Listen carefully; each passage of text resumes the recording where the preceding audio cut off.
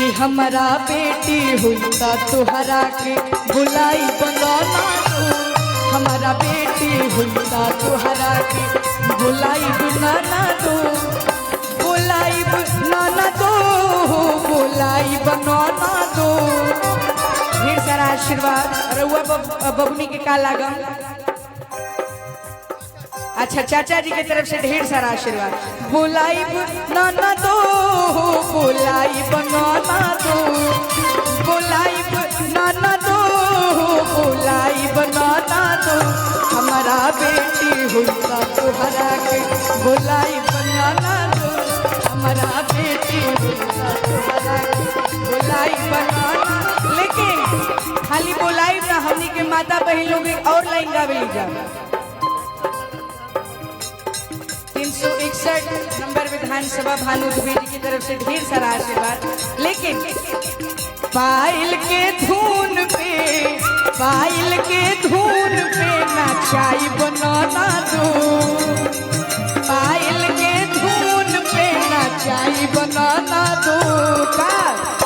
तो हमारा बेटी हुईता तुहरा के बुलाई बनाना दो। हमारा बेटी हुईता तुहरा के बुलाई बनाना दो। हमारा बेटी हुईता तुहरा के। अरे राजा जी खजनवा देगा, रानी जी गहनवा देगा, राजा जी। लेकिन और का कहे के बाद हल्का हंसुली काड़ा खाड़ा। हम चाहते हैं बाबू को आप आंटी ले लीजिए 2 मिनट के लिए। हम चाहते हैं आप भी जरा डांस करें। अरे हल्का हंसुली काड़ा खाड़ा, बाजू बंद झुमका डाड़ा। अरे हल्का हंसुली काड़ा छाड़ा, बाजू बंद झुमका डाड़ा। इहे आर मनवा अपने, इहे आर मनवा अपने, अगर के रनवा देवा। बिटिया की माता जी से कहे के बाका कि इहे आर मनवा अपने, अरे कर के रनवा देवा।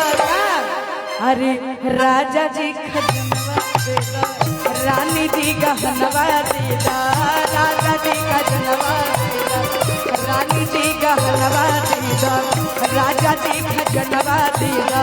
भैया लेकिन अरे ऐसन मनोहरा मंगल,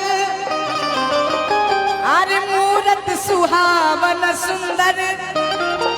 देखिए बलिया में खाली बागी लोग ना रहे, कलाकारी भी बहुत कूट कूट के भरल रहेला। यही से कि ऐसन मनोहर मंगल, अरे मूरत सुहावन सुंदर, अरे सूरत हो का। भैया आवे के बाद ए राजा जी, ए राजा जी, ए राजा जी ए करे तारा हल आ जरूरत मूरत खूब सूरत।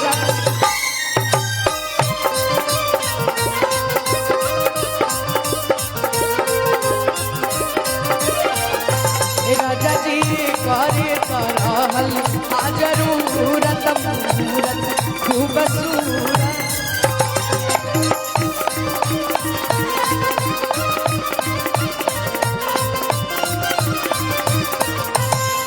अरे ऐसन मनोहर मंगल, मूरत सुहावन सुंदर, असूरत हो।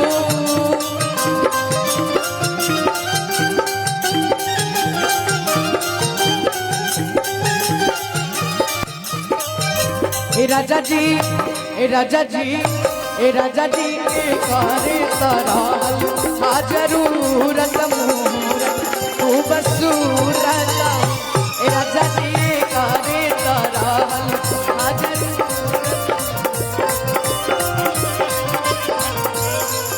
भैया भैया 361 विधानसभा भानु दुबे चाचा जी की तरफ से और रिंकू सिंह चाचा जी की तरफ से प्यारा सा एक तोहफा उनका के हमारे प्रणाम बाटे।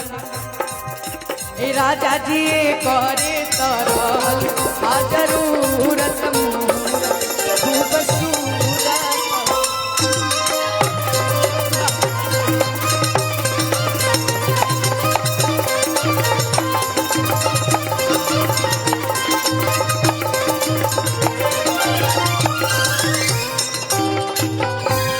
सुनाई कुछ लोग